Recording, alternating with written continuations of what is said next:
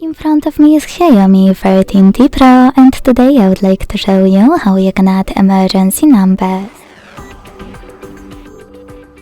Begin by opening Settings and scrolling down to tap on Safety and Emergency. Then select Emergency Contacts. Select Add Contact and click on the one that you wish to add. Then do exactly the same with all the other ones you need.